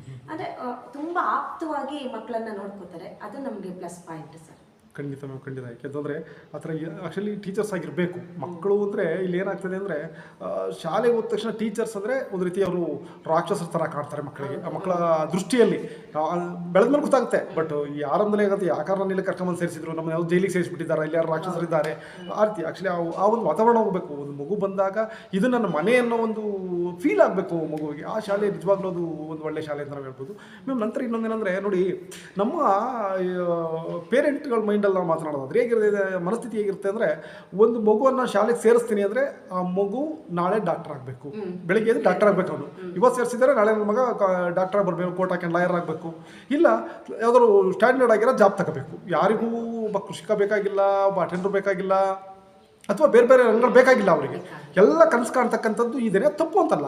ಅದ್ರ ಜೊತೆಗೆ ಇನ್ನೊಂದೇನೆಂದರೆ ನನ್ನ ಮಗು ಫ್ಲೂಯೆನ್ಸಿಯಾಗಿ ಇಂಗ್ಲೀಷ್ ಮಾತಾಡಬೇಕು. ನಾನು ಸರ್ಕಾರಿ ಶಾಲೆಯನ್ನು ಬಿಡಿಸಿ ನಾನು ನಿಮ್ಮ ಶಾಲೆಗೆ ಹಾಕಿದ್ದೀನಿ, ಖಾಸಗಿ ಶಾಲೆಗೆ ಹಾಕ್ತಾಯಿದ್ದೀನಿ. ಖಾಸಗಿ ಶಾಲೆ ಹಾಕೋ ಉದ್ದೇಶ ಏನಂದರೆ ನನ್ನ ಮಗು ಫ್ಲೂಯೆನ್ಸಿಯಾಗಿ ಇಂಗ್ಲೀಷ್ ಮಾತಾಡಬೇಕು, ಸ್ಟ್ಯಾಂಡರ್ಡ್ ಇಂಗ್ಲೀಷ್ ಮಾತಾಡಬೇಕು. ಬೆಂಗಳೂರಿಂದ ಬಂದ ನನ್ನ ತಮ್ಮನ ಮಗ, ನನ್ನ ತಂಗಿ ಮಗಳು ತುಂಬ ಎಕ್ಸಲೆಂಟ್ ಇಂಗ್ಲೀಷ್ ಮಾತಾಡ್ತಾಳೆ.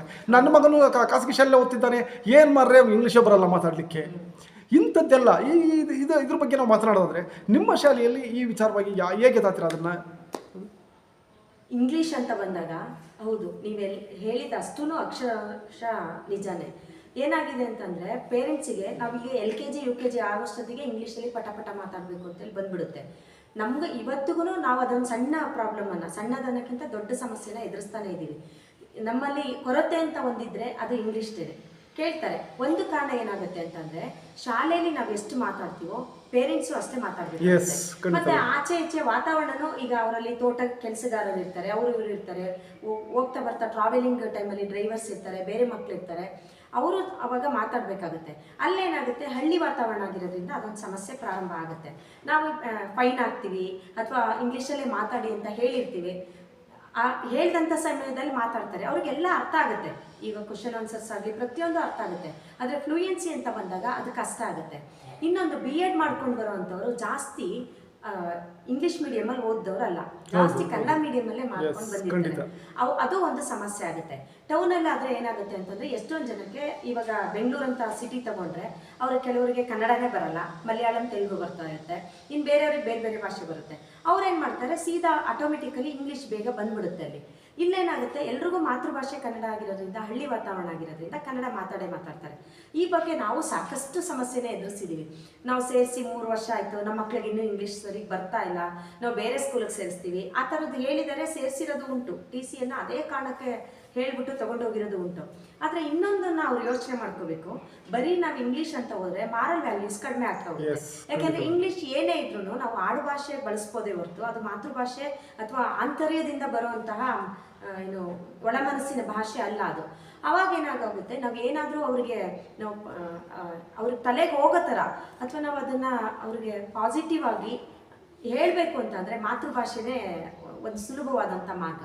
ಮತ್ತು ನಾವು ಶ್ಲೋಕಗಳನ್ನು ಕಲಿಸ್ತೀವಿ ಅಥವಾ ಸಂಗೀತವನ್ನು ಹೇಳ್ಕೊಡ್ತೀವಿ ಅಥವಾ ಕರಾಟೆ ಬೇರೆ ಬೇರೆ ಏನು ಕೋಕರಿಕ್ಯುಲರ್ ಆಕ್ಟಿವಿಟೀಸ್ ಇದೆ ಅದನ್ನು ಮಾಡಿಸ್ತೀವಿ ಅಂತ ಅಂದಾಗ ಆಟೋಮೆಟಿಕಲಿ ಏನಾಗ್ಬಿಡುತ್ತೆ, ಮಾತೃಭಾಷೆಗೆ ಬಂದ್ಬಿಡ್ತಾರೆ. ಎಷ್ಟೊಂದು ಪದಗಳ ಕೊರತೆ ಆಗ್ಬೋದು ಇಂಗ್ಲೀಷಲ್ಲಿ. ಯಾಕಂದರೆ ಕನ್ನಡ ಅದ್ಭುತವಾದಂಥ ಭಾಷೆ, ಸಾಕಷ್ಟು ಶಬ್ದ ಸಂಪತ್ತನ್ನು ಹೊಂದಿರುವಂಥ ಭಾಷೆ. ಇಂಗ್ಲೀಷ್ ನಮ್ಗೆ ಹಂಗಲ್ಲ, ಆಗಲ್ಲ. ಅವಾಗ ಏನು ಮಾಡ್ತೀವಿ, ನಮ್ಗೆ ಕೋಪ ಬಂದಾಗ ಬೈಬೇಕು ಅಂದ್ರೆ ಕನ್ನಡನೇ ಬಂದ್ಬಿಡುತ್ತೆ. ಆದರೆ ಎಫೆಕ್ಟಿವ್ ಆಗೋದು ಅವಾಗಲೇ. ನೀವು ಇಂಗ್ಲೀಷಲ್ಲಿ ಬೈದರೆ ಎಫೆಕ್ಟಿವ್ ಆಗಲ್ಲ. ಅವಾಗ ಏನಾಗುತ್ತೆ, ಯಾವಾಗ ನಾವು ಮಾರಲ್ ವ್ಯಾಲ್ಯೂಸ್ ಅಂತ ಹೋಗ್ತೀವಿ, ಆಗ ನನ್ನ ಅಭಿಪ್ರಾಯದಲ್ಲಿ ಇಂಗ್ಲೀಷ್ ಕಡಿಮೆ ಆಗ್ತಾ ಹೋಗುತ್ತೆ. ಇಂಗ್ಲೀಷು ಮನ್ಸು ಮಾಡಿದ್ರೆ 3 ತಿಂಗಳಲ್ಲಿ 4 ತಿಂಗಳಲ್ಲಿ ಕಲಿಬೋದು.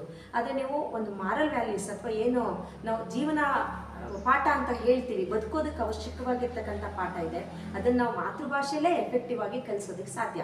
ಅದು ಒಂದು ಕಾರಣ ಆಗುತ್ತೆ. ಮತ್ತೆ ಟೀಚರ್ಸ್ಗೂ ಹೇಳ್ತಾ ಇರ್ತೀವಿ ಇಂಗ್ಲೀಷಲ್ಲಿ ಮಾತಾಡಿಸಿ ಅಂತೇಳಿ, ಅವರು ತುಂಬ ಎಫರ್ಟ್ ಹಾಕ್ತಾರೆ. ಅದೇನೇ ಆದ್ರೂ ಮಧ್ಯದಲ್ಲಿ ಅದು ಬಂದ್ಬಿಡುತ್ತೆ. ಹಾಗಾಗಿ ಅದೊಂದು ಸಮಸ್ಯೆನೇ, ಇವತ್ತಿಗೂ ಅದೊಂದು ಸಮಸ್ಯೆನೇ. ಖಂಡಿತ. ಆದರೆ ಒಂದು ವಿಷಯ ಏನು ಸತ್ಯ ಏನಂದರೆ, ನಮ್ಮ ಪೇರೆಂಟ್ಸ್ಗಳು ಮೊದಲು ಅರ್ಥ ಮಾಡ್ಕೋಬೇಕಾಗಿರೋದಿಷ್ಟೇ, ಒಂದು ಮಗು ಇಂಗ್ಲೀಷ್ನ ಮಾತನಾಡಲ್ವೋ ಅಂತ ಅವ್ನಿಗೆ ಜಾಬ್ ಕೊಡಲ್ಲ, ಆ ಮಗು ಇಂಗ್ಲೀಷ್ ಬರುತ್ತೋ ಇಲ್ವೋ ಅಂತ ಸೀಟ್ ಕೊಡಲ್ಲ. ಈಗ ಅವನು ಆಯಿತು, ಇನ್ ಕೇಸ್ ಅವ್ನು ಮೆಡಿಕಲ್ನೇ ಮಾಡ್ತಾನೆ ಅಂತ ಇಟ್ಕೊಂಡ್ರು ಕೂಡ ಇವ್ನು ಇಂಗ್ಲೀಷ್ ಬರುತ್ತೋ ಇಲ್ವೋ ಅಂತ ನೋಡಲ್ಲ, ಇವ್ನು ನಾಲೆಡ್ಜ್ ಏನಿದೆ ಅಂತ ನೋಡ್ತಾರೆ. ಇವ್ನು ಎಷ್ಟು ಚಂದ ನಾಲೆಡ್ಜ್ ಇದೆ, ಈತ ನೀಟ್ ಪಾಸ್ ಆದ, ನೀಟಲ್ಲಿ ಎಷ್ಟು ಮಾರ್ಕ್ಸ್ ತೆಗ್ದೇನೆ ಅಂತ ನೋಡ್ತಾರೆ. ಹಾಗಾಗಿ ನನಗೆ ತಿಳಿದಾಗೆ ಇಟ್ಸ್ ಒಂದು ಲ್ಯಾಂಗ್ವೇಜ್ ಅಷ್ಟೇ. ನಾವು ಜರ್ಮನಿಗೆ ಹೋದರೆ ಆ್ಯಕ್ಚುಲಿ ಅವರು ಜರ್ಮನ್ ಮಾತಾಡೋದು ಹೆಮ್ಮೆಯಿಂದ ಹೇಳ್ಕೊತಾರೆ, ನಾವು ಜರ್ಮನ್ ಮಾತನಾಡ್ತೇವೆ ಅಂತ. ಅಲ್ಲಿ ಜರ್ಮನ್ ಮಾತಾಡ್ತಾರೆ, ಗೌರವ ಜಾಸ್ತಿ ಕೊಡ್ತಾರೆ. ಆದರೆ ನಾವು ಯಾಕೆ ಇಂಗ್ಲೀಷ್ಗೆ ಅಷ್ಟು ಮಾರೋಗಿದ್ವಿ ಗೊತ್ತಿಲ್ಲ. But I don't know, English ಬೇಕು, ನಾನು ಬೇಡ ಅಂತ ಹೇಳಲ್ಲ, ಅದನ್ನು ಮಾಡಲ್ಲ. ಇಂಗ್ಲೀಷ್ ಬೇಡಪ್ಪ, ಇಂಗ್ಲೀಷ್ ಇಲ್ಲದೆ ನಾವು ಪ್ರಪಂಚವನ್ನು ಕಟ್ತೀವಿ ಅಂತ ಹೇಳಲಿಕ್ಕಾಗಲ್ಲ. ಆದರೆ ಅದೊಂದು ಲ್ಯಾಂಗ್ವೇಜಲ್ಲಿ ನೋಡೋಣ.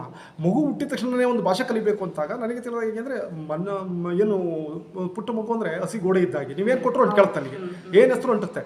ಬಟ್ ಹಾಗೇನಾಗುತ್ತೆ ಅಂದರೆ ಪೇರೆಂಟ್ಸ್ ಹೇಗಿದ್ದಾರೆ, ನನಗೆ ತಿಳಿದಾಗೆ ನನ್ನ ಮನೆಯಲ್ಲಿ ನಾನು ಯಾವ ಭಾಷೆಯನ್ನು ಮಾತಾಡ್ತೀನಿ, ಪಕ್ಕದ ಮನೆಯಲ್ಲಿ ಎಷ್ಟು ಭಾಷೆ ಮಾತಾಡ್ತಾರೋ ಅಷ್ಟು ಭಾಷೆಯನ್ನು ಮಗು ಕಲಿಯುತ್ತೆ.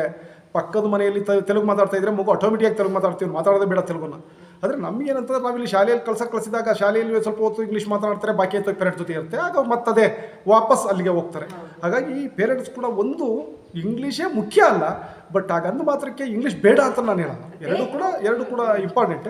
ಅದನ್ನು ಪೇರೆಂಟ್ಸ್ ಕೂಡ ಯೋಚನೆಯನ್ನು ಮಾಡಬೇಕಾಗುತ್ತೆ. ಆಮೇಲೆ ಸರ್ ತುಂಬ ಜನ ಏನು ಅನ್ಕೊಂಡಿದ್ದಾರೆ ಅಂದರೆ ಇಂಗ್ಲೀಷ್ ಕಲ್ತ್ರೆ ಎಲ್ಲ ದೇಶಕ್ಕೂ ಹೋಗ್ಬೋದು ಅನ್ಕೊಂಡಿದ್ದಾರೆ. ತಪ್ಪದು. ಈಗ ನೀವು ಹೇಳಿದ್ರೆ ಜರ್ಮನ್ ಅಂದರೆ ನಾವು ಜರ್ಮನಿ ಭಾಷೆಯನ್ನೇ ಮಾತಾಡಬೇಕು. ಬೇರೆ ಬೇರೆ ಅಮೆರಿಕ ಕೆಲವೊಂದು ದೇಶಗಳು ಇಂಗ್ಲೀಷ್ ಬಿಟ್ಟರೆ ಬಾಕಿ ದೇಶಗಳಲ್ಲಿ ನಾವು ಬೇರೆ ಭಾಷೆ ಅದೇ ದೇಶದ ಭಾಷೆಗಳಿರುತ್ತೆ, ಅದನ್ನು ಅರ್ಥ ಮಾಡ್ಕೋಬೇಕು. ಖಂಡಿತ ನಾನು ತಿಳಿದಾಗೆ ತುಂಬ ದೇಶಗಳಲ್ಲಿ ಅವರ ಮದರ್ ಟಂಗ್ನೇ ಫಸ್ಟ್ ಲ್ಯಾಂಗ್ವೇಜ್ ಆಗಿ ಅವರು ಬಳಸ್ತಾರಿಲ್ಲ ಕೂಡ. ನೀವು ಫ್ರಾನ್ಸ್ ಹೋಗಿ, ಜರ್ಮನಿಗೆ ಹೋಗಿ, ಅಲ್ಲಲ್ಲಿದೇ ಲ್ಯಾಂಗ್ವೇಜ್ ಇದೆ. ಯಾರು ಕೂಡ ಇಂಗ್ಲೀಷ್ನೇ ಮೈ ಮೇಲೆ ಹಾಕೊಂಡು ಕೂತಿಲ್ಲ. ಮೈ ಮೇಲೆ ಹಾಕೊಂಡು ಕೂತಿರೋ ನಾವು ಮಾತ್ರ ನಮ್ಮ ದೇಶದ ಭಾರತೀಯ ಮಾತ್ರ ಇಂಗ್ಲೀಷ್ ಮೈ ಮೇಲೆ ಹೊತ್ಕೊಂಡು ಕೂತಿದ್ದೀವಿ. ಇದೇ ನಮಗೆ ಮಹಾನ್ ಭಾಷೆ ಅಂತ. ಮ್ಯಾಮ್, ನಂತರ ಇನ್ನೊಂದೇನಾಗುತ್ತೆ ಅಂತಂದರೆ ಇಲ್ಲಿ ಇನ್ಫ್ರಾಸ್ಟ್ರಕ್ಚರ್ ಕೂಡ ತುಂಬ ಇಂಪಾರ್ಟೆಂಟ್ ಆಗುತ್ತೆ ಒಂದು ಶಾಲೆ ರನ್ ಆಗಲಿಕ್ಕೆ. ನಿಮ್ಮ ಇನ್ಫ್ರಾಸ್ಟ್ರಕ್ಚರ್ ಬಗ್ಗೆ ನೀವು ಮಾತನಾಡೋದಾದರೆ ಮ್ಯಾಮ್. ನಾವು ಅದೇ ಪ್ರಾರಂಭ ಮಾಡಿದಾಗ ಆ ಒಂದು ಏನು 3 ಕೊಠಡಿ ಇರ್ತಕ್ಕಂಥ ಒಂದು ರೂಮಲ್ಲಿ ಪ್ರಾರಂಭ ಮಾಡಿದ್ವಿ. ಅದಾದ ನಂತರ ನಮ್ಮದೇ ಒಬ್ಬರು ಪೋಷಕರು ಬಂದು ನಮ್ಮನೆ ವಿಶಾಲವಾಗಿದೆ, ನಾವು ಬೇರೆ ಮನೆಗೆ ಹೋಗ್ತಾ ಇದ್ದೀವಿ, ಅದನ್ನು ನೀವು ಬಾಡಿಗೆಗೆ ಅಥವಾ ಲೀಸಿಗೆ ತಗೊಳ್ಳಿ ಅಂತ ಅಂದರು. ಅವಾಗ ಏನು ಮಾಡಿದ್ವಿ, 3 ವರ್ಷ ಅದರಲ್ಲಿದ್ವಿ ನಾವು. ಅವ್ರ ಮನೆ ಒಂಥರ ವಿಶಾಲವಾಗಿತ್ತು, ಒಂಥರ ಚೆನ್ನಾಗಂತ ಅನ್ನಿಸ್ತು. ಕಾಂಪೌಂಡ್ ಇತ್ತು, ಮಕ್ಳಿಗೆ ಸೇಫ್ಟಿ ಎಲ್ಲ ಇತ್ತು. ಇವಾಗೆಲ್ಲ ಬಿಡಿ, ಈಗ ನಾವು ಆ ಥರದ ಮನೆಗಳಲ್ಲಿ ಶಾಲೆಗಳನ್ನು ಪ್ರಾರಂಭ ಮಾಡೋಕ್ಕೆ ಅವಕಾಶ ಇಲ್ಲ. ಈಗ 15 ವರ್ಷದ ಹಿಂದೆ ಅದಾದಮೇಲೆ ಏನಾಯಿತು, ಒಂದು ಕಾಲೇಜ್ ನಡೀತಾ ಇತ್ತು, ಆ ಬಿಲ್ಡಿಂಗ್ ಖಾಲಿ ಇತ್ತು. ನಮಗೆ ಕ್ಲಾಸ್ ಮುಂದಕ್ಕೆ ಒರೆಸ್ಕೊಂಡು ಹೋದಾಗ ರೂಮ್ಸ್ ಶಾರ್ಟೇಜ್ ಆಯಿತು. ಅವಾಗ ಏನು ಮಾಡಿದ್ವಿ, ಇನ್ನೊಂದು ಇದಕ್ಕೆ ನಾವು ಬಾಡಿಗೆಗೆ ಹೋದ್ವಿ. ಅಲ್ಲಿ 5th ತನಕ ಇದ್ವಿ. ಆಮೇಲೆ ಏನಾಯಿತು, 6th ಸ್ಟ್ಯಾಂಡರ್ಡ್ಗೆ ಅಪ್ಲೈ ಮಾಡಿದಂಥ ಸಂದರ್ಭದಲ್ಲಿ ಇಲ್ಲ, ನಿಮಗೆ ಪರ್ಮಿಷನ್ ಕೊಡೋಕ್ಕಾಗಲ್ಲ, ನೀವು ಓನ್ ಬಿಲ್ಡಿಂಗ್ ಮಾಡ್ಕೋಬೇಕು, ಇಲ್ಲ ಅಂತಂದರೆ ಈ ಬಿಲ್ಡಿಂಗಿಗೆ ನಾವು ಪರ್ಮಿಷನ್ ಕೊಡಲ್ಲ 6th ಸ್ಟ್ಯಾಂಡರ್ಡ್ ಅಂತ ಹೇಳಿದ್ರು. ಆವಾಗ ಏನು ಮಾಡಿದ್ವಿ, ಇಲ್ಲಿ ಶನಿವಾರ ಸಂತೆಯಲ್ಲಿ ಸ್ವಲ್ಪ ರೇಟ್ ಎಲ್ಲ ಕಾಸ್ಟ್ಲಿನೇ, ಮತ್ತೆ ರೂಲ್ಸ್ ಏನಾಗ್ಬಿಡ್ತು ಅಂದರೆ 2 ಎಕರೆ ಜಾಗ ಇರಲೇಬೇಕು ಅಂತ, 2 ಎಕರೆ ಇರಬೇಕು ಅಂತ ಆಯಿತು. ಮತ್ತೆ ಅದನ್ನು ನಮ್ಮ ಖಾಸಗಿ ಶಾಲೆಗಳ ಆಡಳಿತ ಮಂಡಳಿಯವರೆಲ್ಲ ಕೋರ್ಟ್ಗೆ ಹೋದ್ರು. 2 ಎಕರೆ ಎಲ್ಲ ಕಷ್ಟ ಆಗುತ್ತೆ ಹಂಗೆ ಅಂತ ಅಂದಾಗ ಅದನ್ನು 1.5 ಎಕರೆಗೆ ಇಳಿಸಿದ್ರು. ಆಮೇಲೆ ನಾವು ತಗೊಂಡ ನಂತರ 1 ಎಕರೆಗೆ ಇಳಿಸಿದ್ರು. ನಾವು ಅವಾಗ ಏನು ಮಾಡಿದ್ವಿ, ಅದಕ್ಕಿಂತ ಮೊದಲು ಜಾಗ ಹುಡುಕ್ತಾನೆ ಇದ್ವಿ ಸ್ಕೂಲ್ಗೆ ಅಂತೇಳಿ. ಯಾವ ಜಾಗನೂ ಸೆಟ್ ಆಗಿರಲಿಲ್ಲ. ಕೊನೆಗೆ ನಾವು ಈ ಬಿಲ್ಡಿಂಗಿಗೆ ಏನು ಬಂದ್ವಿ, ಇಲ್ಲಿಗೆ ಬಂದಂಥ ಸಂದರ್ಭದಲ್ಲಿ ಇಲ್ಲೂ ತುಂಬ ಕಾಂಪ್ಲಿಕೇಟೆಡ್ ಆಯಿತು. ನಾವಿಲ್ಲಿ ಜಾಗ ತಗೊಂಡಾಗ ಮೇಲ್ಗಡೆ ಸ್ವಲ್ಪ ಅನತಿ ದೂರದಲ್ಲಿ ಸ್ಮಶಾನ ಇದೆ, ರುದ್ರಭೂಮಿ ಇದೆ. ನಾವಿಲ್ಲಿ ಸೈಟ್ ತಗೊಂಡ್ವಿ. ಯಾವಾಗ 6th ಪ್ರಾರಂಭ ಮಾಡೋಕ್ಕಾಗಲ್ಲ ಅಂದಾಗ ಇಮ್ಮಿಡಿಯೇಟ್ ಆಗಿ ನಾವು ಕನ್ಸ್ಟ್ರಕ್ಷನ್ ಪ್ರಾರಂಭ ಮಾಡಿದ್ವಿ. ಪ್ರಾರಂಭ ಮಾಡಿದ ತಕ್ಷಣವೇ ಎಲ್ಲ ಶುರು ಮಾಡಿಬಿಟ್ರು. ನೀವು ಸ್ಮಶಾನದ ಹತ್ರ ಜಾಗ ತಗೊಂಡಿದ್ದೀರಾ, ಚಿಕ್ಕ ಮಕ್ಳಿಗೆ ಹಂಗಾಗತ್ತೆ, ಹೀಗಾಗತ್ತೆ, ನಾವು ಮಕ್ಳನ್ನ ಕಳಿಸಲ್ಲ, TC ತೆಗಿತೀವಿ. 150 160 ಚಿಲ್ಲರೆ ಮಕ್ಕಳಿದ್ರು ನಮ್ಮಲ್ಲಿ ಅವಾಗ, ಅಲ್ಲಿದ್ದಾಗ ಟೌನಲ್ಲಿದ್ದಾಗ, ಬಾಡಿಗೆ ಬಿಲ್ಡಿಂಗಲ್ಲಿದ್ದಾಗ. ಇದ್ದಕ್ಕಿದ್ದಂಗೆ ಇಲ್ಲಿ ಬಂದ ತಕ್ಷಣ 60-70 ಮಕ್ಕಳು ಹೊಟ್ಟೋಗ್ಬಿಟ್ರು. ಒಂದು ಸ್ವಲ್ಪ ಅಷ್ಟೇ ಧೈರ್ಯ ಮಾಡಿ, ಇಲ್ಲ ನೀವು ಸ್ಕೂಲ್ ಚೆನ್ನಾಗಿ ಮಾಡ್ತಾ ಇದ್ದೀರಾ, ನಮಗೆ ನಿಮ್ಮ ಮೇಲೆ ಭರವಸೆ ಇದೆ ಅಂತ ಅಂದ್ಕೊಂಡವ್ರು ಮಾತ್ರ ಉಳ್ಕೊಂಡು ಬಾಕಿಯವರೆಲ್ಲ ಹೊರಟೋದ್ರು. ಅದಕ್ಕೆ ಕಾರಣ ಒಂದಷ್ಟು ಪೇರೆಂಟ್ಸು, ಒಂದಷ್ಟು ಬೇರೆ ಶಾಲೆಯವರು ಅಥವಾ ಬೇರೆ ಬೇರೆ ಹೊರಗಿನವರು ಹೇಳ್ಕೊಟ್ಬಿಟ್ರು, ಇಲ್ಲಿ ಸ್ಮಶಾನದ ಪಕ್ಕ ಮಾಡ್ತಾರೆ, ಅಲ್ಲಿ ಸುಟ್ಟಿರ್ತಾರೆ ಅಥವಾ ಹೂಣ್ತಾರೆ, ಮಕ್ಕಳಿಗೆ ಸೋಂಕಾಗುತ್ತೆ, ಏನೇನೋ ಆಗುತ್ತೆ, ಪೂರ್ತಿ ಏನೇನು ಸಾಧ್ಯ ಅದೆಲ್ಲ ತುಂಬಿದ್ರು ಮಕ್ಕಳಿಗೆ. ಫೀಲ್ಡಲ್ಲೆಲ್ಲ ಆಟ ಆಡುವಾಗ ಮೂಳೆಗಳು ಸಿಕ್ಕತ್ತಂತೆ. ಈಗ ನಾಯಿನೋ ಯಾವುದಾದ್ರೂ ಒಂದು ಮೂಳೆನ ಎಳ್ಕೊ ಬಂದು ಇಲ್ಲಿ ಹಾಕಿರುತ್ತೆ. ಆದರೆ ನಾವು ಒಂದೇ ಧೈರ್ಯದಲ್ಲಿ ನಿಂತಿದ್ದು, ನಮ್ಗೆಲ್ಲೂ ಜಾಗ ಸಿಕ್ಕಲಿಲ್ಲ. ನೋಡಿದ್ವಿ 2-3 ಕಡೆ ಯಾವುದು ಜಾಗ ಸಿಕ್ಕಲಿಲ್ಲ. ರೋಡ್ ಕನ್ವೀನಿಯನ್ಸ್ ಬೇಕು, ಜಾಗ ಅಂತ ಹುಡುಕಿದಾಗ ರೋಡ್ ಕನ್ವೀನಿಯನ್ಸ್ ಬೇಕು, ಒಂದಷ್ಟು ಜಾಗ ಕಾಮಾಗಿರ್ಬೇಕು. ಯಾಕೆಂದ್ರೆ ಮಕ್ಕಳಿಗೆ ಸ್ವಲ್ಪ ವಾತಾವರಣ ಪ್ರಶಾಂತವಾಗಿದ್ರೆ ಚೆನ್ನಾಗಿರುತ್ತೆ.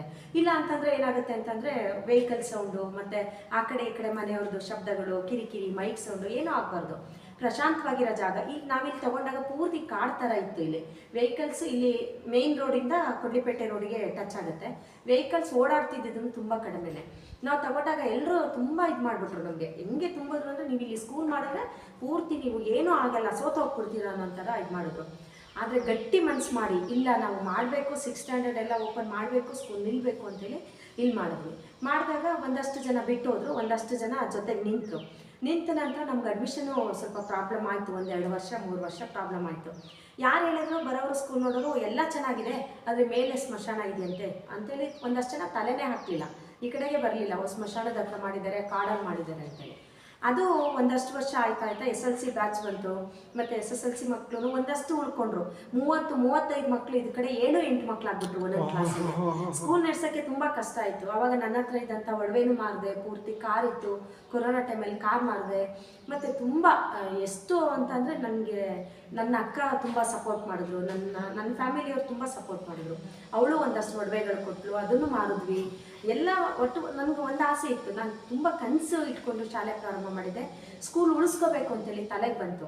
ಮತ್ತು 6th ಪ್ರಾರಂಭ ಆಯಿತು. ಅದಾದ ನಂತರ 7th 8th ಬಂದ್ವಿ. 7th 8th ಬಂದಾಗ ನಮಗೆ 10th ಇದ್ದಿದ್ದು 8 ಮಕ್ಕಳು, 8th 9th ಇದ್ದಾಗ. ಅವಾಗ ಬೋರ್ಡಿಂದ ಒಂದು 25 ಮಕ್ಕಳು ಕಂಪಲ್ಸರಿ ಇರಬೇಕು ಅಂತ ಆಯಿತು. ಅವಾಗಲೂ ತುಂಬ ಕಷ್ಟ ಅನುಭವಿಸ್ಬಿಟ್ಟೆ. ಹೆಂಗೆ ಅಂತಂದರೆ, ಇಲ್ಲ ನಿಮಗೆ ಪರ್ಮಿಷನ್ ಕೊಡೋಕ್ಕಾಗೋದೇ ಇಲ್ಲ, ಬೇರೆ ಸ್ಕೂಲಿಗೆ ಟ್ಯಾಗ್ ಮಾಡಿ ಅಂತ ಶುರು ಮಾಡಿಬಿಟ್ರು. ನಾವು ಅಲ್ಲಿ ತನಕ ಕರ್ಕೊಂಡು ಬಂದಿದ್ದೀವಿ, ಅದೊಂದು ದಡ. ಈಗಲೇ ನಮಗೆ ಸ್ಕೂಲು ನೆಗೆಟಿವ್ ಇದೆ, ಏನು ಅಂತಂದರೆ ಸ್ಮಶಾನದ ಹತ್ರ ಮಾಡಿದ್ದಾರೆ ಅಂತೇಳಿದೆ.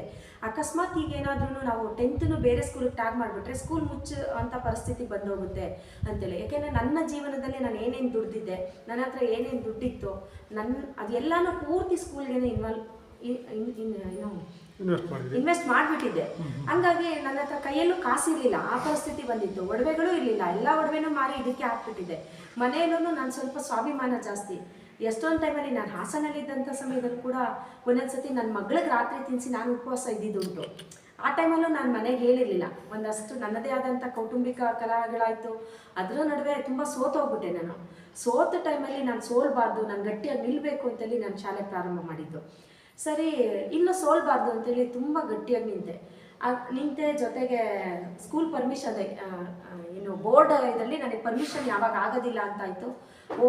ಬೆಂಗಳೂರಿಗೆ ಹೋಗಿ, ಬೆಂಗಳೂರಲ್ಲಿ ನಮ್ಮದು ಕ್ಯಾನ್ಸರ್ ಸಂಘಟನೆ ಇದೆ, ಅಲ್ಲಿ ಆ ಪುಣ್ಯಾತ್ಮ ಅವರು ಶಶಿಕುಮಾರ್ ಸರ್ ಅಂತಿದ್ರು, ತುಂಬ ಸಪೋರ್ಟ್ ಮಾಡಿದ್ರು. ಅಂದರೆ ಹೋಗಿ ಎಷ್ಟೊಂದು ಟೈಮು ಬೆಳಗ್ಗೆ ಹೋಗಿ ತಿಂಡಿ ತಿಂದಲೆ ಬೆಂಗಳೂರಲ್ಲಿ ಇವರು ಕಮಿಷನರ್ ಆಫೀಸಲ್ಲಿ ಸಾಯಂಕಾಲ ತನಕ ಕೂತಿರೋದು ಉಂಟು. ಮಧ್ಯಾಹ್ನ ಊಟ ಮಾಡ್ದಲೆ ಒಂದೊಂದು ಬಾಟ್ಲು ನೀರು ಇಟ್ಕೊಂಡು ಹೋಗಿ, ಇಡೀ ಬಾಟ್ಲು ನೀರು ಕುಡ್ಕೊಂಡು ವಾರಕ್ಕೆ 2 ದಿವಸ ಹೋಗಿ ಅವ್ರಿಗೆ ಮೇಲೆ ಒತ್ತಡ ಹಾಕಿ ಕೊನೆಗೆ ಹಂಗು ಹಿಂಗು ಮಾಡಿ ಪರ್ಮಿಷನ್ ತೊಗೊಂಡ್ವಿ. ಇಲ್ಲಿ ತೊಗೊಂಡ್ವಿ, ಅಲ್ಲಿ ಟೈಮ್ ಮುಗ್ದೋಗ್ಬಿಡ್ತು. SSLC ಬೋರ್ಡಲ್ಲಿ ಟೈಮ್ ಮುಗ್ದೋಯ್ತು.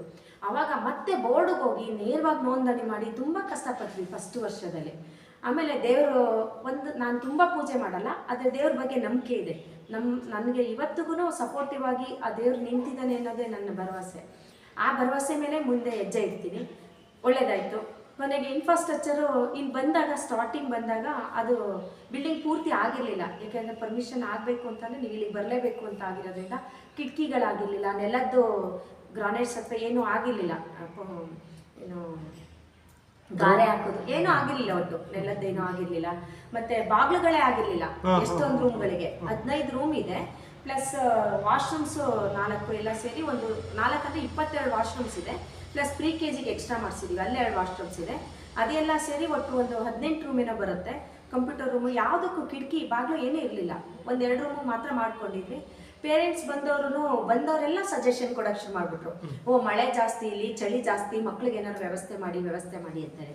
ಈ ವೇಲು ಮತ್ತು ಸೀರೆಗಳದನ್ನ ಕಿಟಕಿಗೆ ಕಟ್ಟಿ ನಾವು ಗಾಳಿ ಮಳೆ ಬರಬಾರ್ದು ಅಂತೇಳಿ ಅವಾಗ ಒಂದಷ್ಟು ಮಾಡಿದ್ವಿ. ಆಮೇಲೆ 1-2-3 ವರ್ಷದಲ್ಲಿ ಬಾಕಿದೆಲ್ಲ ಮಾಡ್ಕೊಂಡು ಹೋದ್ವಿ. ಲೋನ್ ಆಗೋಕ್ಕೂ ತುಂಬ ಕಷ್ಟ ಆಗ್ಬಿಡ್ತು ನಮಗೆ. ಬ್ಯಾಂಕಲ್ಲಿ ಯಾರು ಲೋನ್ ಕೊಡಲ್ಲ ಸ್ಕೂಲ್ಗಳಿಗೆ. ಯಾಕೆ ಲೋನ್ ಕೊಡಲ್ಲ ಅಂತಂದರೆ, ನಾವೇನಾದರೂ ಲೋನ್ ಕಟ್ಟಲಿಲ್ಲ ಅಂದರೆ ಆಕ್ಯುಪೈ ಮಾಡ್ಕೊಳಕ್ಕಾಗಲ್ಲ ಅಂತೇಳಿ ಬ್ಯಾಂಕ್ ಅವರು ಲೋನ್ ಕೊಡಲ್ಲ. ನಾವೇನ್ ಮಾಡಿದ್ವಿ, ವರ್ತನ ಅಂತೇಳಿ ಸ್ಕೂಲ್ ಫೈನಾನ್ಸ್ ಮಾಡ್ತಾರೆ, ಅವ್ರಿಗೆ 22% ಇಂಟ್ರೆಸ್ಟ್. ಆಮೇಲೆ ಅಲ್ಲಿಂದ ಹೆಂಗೆಂಗೋ ಮಾಡಿ ಅವ್ರನ್ನೂ ಕೊಡಲ್ಲ ಅಂತ ಅಂದ್ರೆ, ಯಾಕೆಂದ್ರೆ ನಮ್ದು ಕನ್ವರ್ಷನ್ ಆಗಿರ್ಲಿಲ್ಲ, ಜಾಗ ಕೊಡೋದೇ ಇಲ್ಲ ಲೋನ್ ಅಂತ. ಅದು ಬೆಂಗಳೂರಿಗೆ ಹೋದ್ವಿ. ಮತ್ತೆ ಬೆಂಗಳೂರಿಗೆ ಹೋಗಿ ಅವ್ರ ಕೈ ಕಾಲಿಡ್ದು, ನಾನು ಲೋನ್ನ ನಾನು ಎಂಥದೇ ಪರಿಸ್ಥಿತಿಯಲ್ಲೂ ನನ್ಗೇನಾದ್ರೂ ನನ್ನ ದೇಹದ ಅಂಗಾಂಗನಾದ್ರೂ ಸರಿ, ನಾನು ಮಾಡಾದ್ರೂ ಸರಿ, ನಾನು ನಿಮಗೆ ಲೋನ್ ಕಟ್ತೀನಿ ಅಂತೇಳಿ ಅವ್ರಿಗೊಂದು ಭರವಸೆ ಕೊಟ್ಟು 2015 16 ಲೋನ್ ತೊಗೊಂಡ್ವಿ. ಲೋನ್ ತೊಗೊಂಡು ಬಂದು ಒಂದಷ್ಟೆಲ್ಲ ಮಾಡ್ಕೊಂಡ್ವಿ. ಮತ್ತೆ ದುಡ್ಡು ಶಾರ್ಟೇಜ್ ಆಯಿತು, ಮತ್ತೆ ಅವರು ಕೊಟ್ಟರು. ಅದೊಂದು ದೊಡ್ಡ ಏನು ಹೇಳಿ, ತುಂಬ ಕಷ್ಟದ ದಿನಗಳದು ಮಾಡಿದ್ವಿ. ಮತ್ತು ನಾನು ವಾಸ ಇರೋಕ್ಕೂ ಒಂದು ಸ್ಕೂಲ್ ರೂಮನ್ನು ಇಟ್ಕೊಂಡು, ಒಂದೇ ಕ್ಲಾಸ್ ರೂಮಲ್ಲೇ ಒಂದು ಕಡೆ ಕಿಚನ್ನು, ಒಂದು ಕಡೆ ಏನು ಹಾಲ್ ಥರ ಹಾಗೆ ಮಾಡಿಕೊಂಡು ಇದು ಮಾಡಿದ್ವಿ. ಯಾಕೆಂದರೆ ಹೊರಗಡೆ ಇದ್ದರೆ ನನಗೆ ಸ್ಕೂಲ್ ಪೂರ್ತಿ ಇನ್ವಾಲ್ವ್ ಆಗೋಕ್ಕೆ ಕಷ್ಟ. ಮತ್ತು ಇಲ್ಲಿಂದ ಟೌನಿಗೆ ಸ್ವಲ್ಪ ದೂರ ಆಗುತ್ತೆ, ಅಲ್ಲಿಂದ ಓಡಾಡೋಕ್ಕೆ ಎಲ್ಲ ಕಷ್ಟ ಆಗುತ್ತೆ, ಇನ್ವಾಲ್ವ್ಮೆಂಟು. ಮತ್ತು ಇಲ್ಲಿರೋ ವಸ್ತುಗಳನ್ನ ಯಾರು ಕದ್ಕೊಂಡು ಹೋದರೆ, ಯಾಕೆಂದರೆ ಇದು ಇಂಡಿವಿಜುವಲಿ ಇರೋವಂಥದ್ದು, ಕದ್ರೆ ಅನ್ನೋ ಕಾರಣಕ್ಕೋಸ್ಕರ ಒಂಥರ ಸೆಕ್ಯೂರಿಟಿ ಆಗಿ, ಒಂಥರ ಪ್ರಿನ್ಸಿಪಲ್ ಆಗಿ, ಒಂಥರ ಆಯ ಆಗಿ ಎಲ್ಲ ಥರದ ಕೆಲಸನೂ ಮಾಡಿಕೊಂಡು ಹೋದೆ.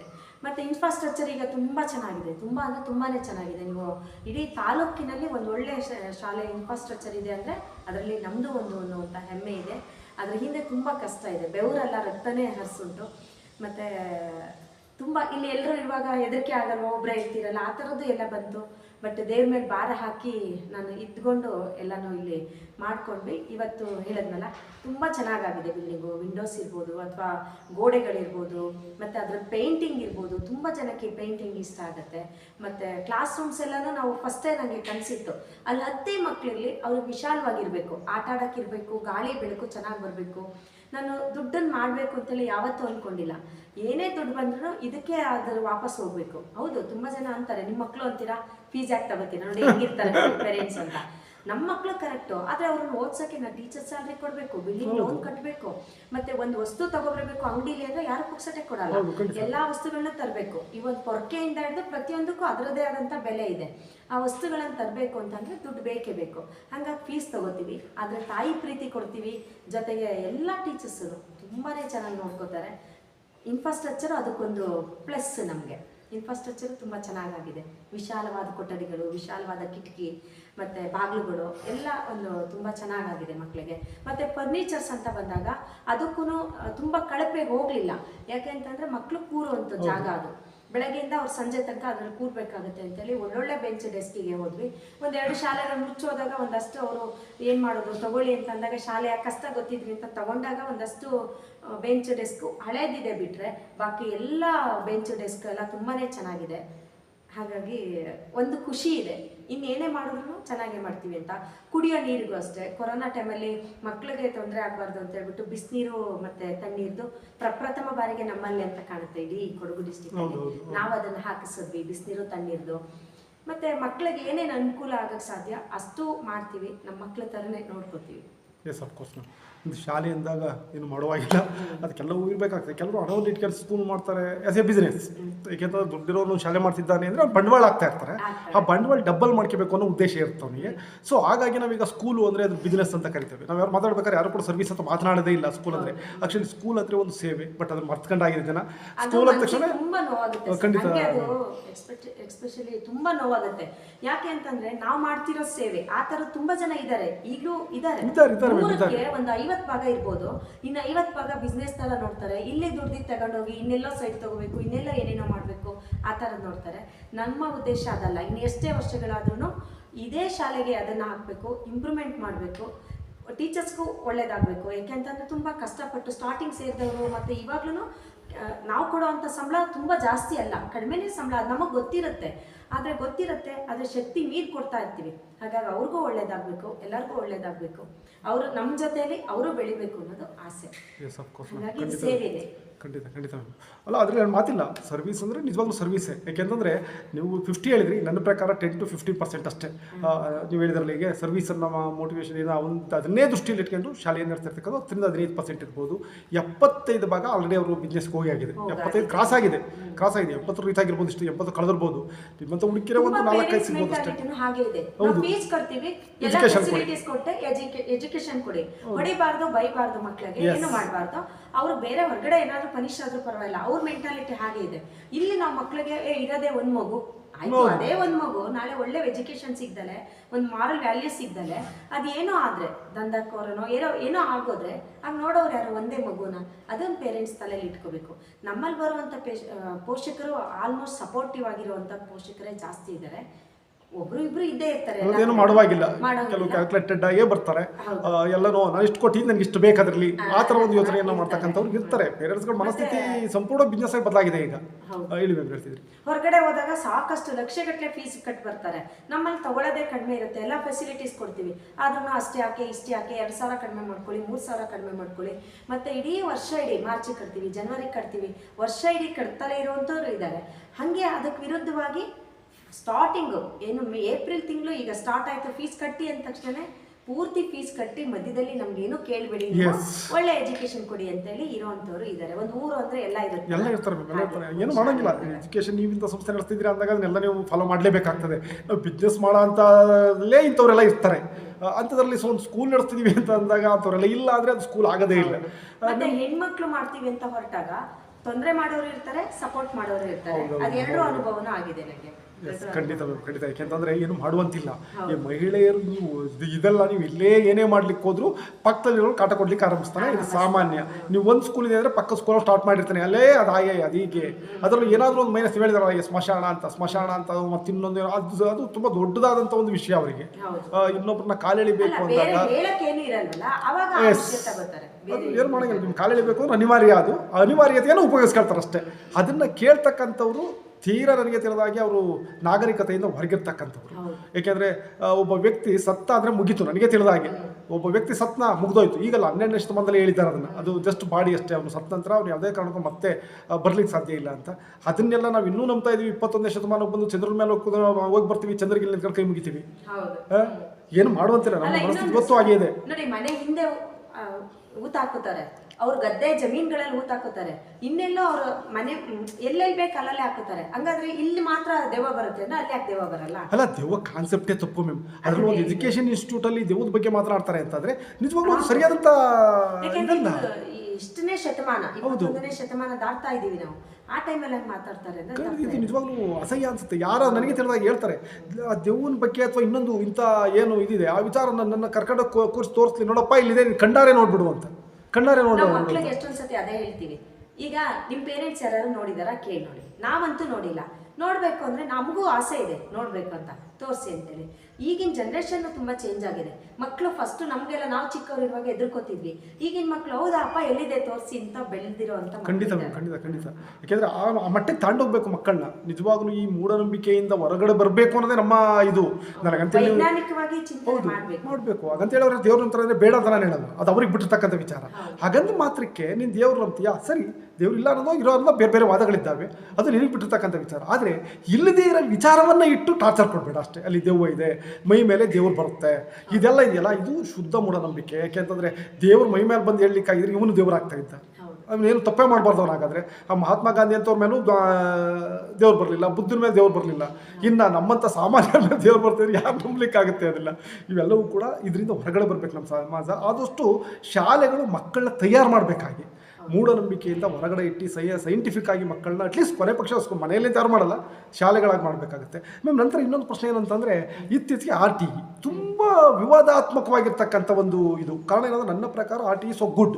ಯಾರ ಕೈಲಿ ಸಾಧ್ಯ ಇಲ್ಲವೋ ಅವರಿಗೆ ಒಂದು ಎಜುಕೇಷನ್ ಕೊಡಲಿಕ್ಕೆ, ಒಂದು ಒಳ್ಳೆ ಎಜುಕೇಷನ್ ಬೇಕಪ್ಪ, ನನ್ನ ಮಗನ ಒಂದು ಒಳ್ಳೆ ಸಂಸ್ಥೆಯಲ್ಲಿ ಓದಿಸ್ಬೇಕು, ನನ್ನ ಕೈಲಿ ಫೀಸ್ ಕಟ್ಟಲಿಕ್ಕೆ ಸಾಧ್ಯ ಇಲ್ಲ ಅಂಥವ್ರಿಗೆ ಒಂದು ಸರ್ಕಾರ ಕೊಟ್ಟಿರ್ತಕ್ಕಂಥದ್ದು ಯೋಜನೆ.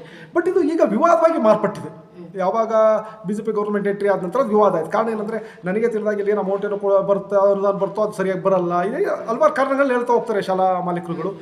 ಸೊ ಎಷ್ಟೋ ಶಾಲೆಗಳಲ್ಲಿ ನನಗೆ ತಿಳಿದಾಗೆ RTI ಬಂದಾಗ ನಮಗೆ ಫೋನ್ ಬರುತ್ತೆ ಎಕ್ಸಾಮ್ ಟೈಮ್. ಅಲ್ಲಿವರೆಗೆ ಫೋನ್ ಬರಲ್ಲ. ಎಕ್ಸಾಮ್, ಸರ್ ನಮ್ಮ ಮಗು ಎಕ್ಸಾಮ್ ಕೊಡ್ತಾ ಇಲ್ಲ, ಬನ್ನಿ, ನಮ್ಮ ಮಗುನ ಎಕ್ಸಾಮಿಗೆ ಸೇರಿಸಿಲ್ಲ, RTI ಅಂತೇಳಿ ಒಳಗಡೆ ಬಿಡ್ತಾ ಇಲ್ಲ, ಈ ಥರ ಫೋನ್ಗಳು ಬರುತ್ತೆ. ಸೊ ನಿಮ್ಮ ಶಾಲೆಯಲ್ಲಿ RTI ಸ್ಟೂಡೆಂಟ್ ಬಗ್ಗೆ ನಾವು ಮಾತನಾಡೋದ್ರೆ, ನಮ್ಮಲ್ಲಿನೂ RTI ಸ್ಟೂಡೆಂಟು 33 ಮಕ್ಕಳಿಗೆ ಸ್ಟಾರ್ಟಿಂಗಲ್ಲಿ ಇದ್ದರು. ಏನಂತ ಅಂದರೆ ಅವ್ರಿಗೆ ಸರ್ಕಾರದಿಂದ ಕೊಡುವಂಥದ್ದು 3-4 ಸಾವಿರ, 10 ಸಾವಿರ. ಅವರು ಹೇಳ್ತಾರೆ 16,000 ಕೊಡ್ತೀವಿ, 8 ಅಥವಾ 16,000 ಕೊಡ್ತೀವಿ ಅಂತ ಹೇಳ್ತಾರೆ. LKG UKGಗೆ 8,000, ಇನ್ನು ದೊಡ್ಡ ಮಕ್ಕಳಿಗೆ 16,000 ಅಂತ ಹೇಳಿದ್ರು. ಆದರೆ ಅವ್ರು ಆ ಥರ ಮಾಡಲಿಲ್ಲ. ನಮ್ದು ಆಡಿಟ್ ರಿಪೋರ್ಟ್ ತರಿಸ್ಕೊಂಡ್ರು.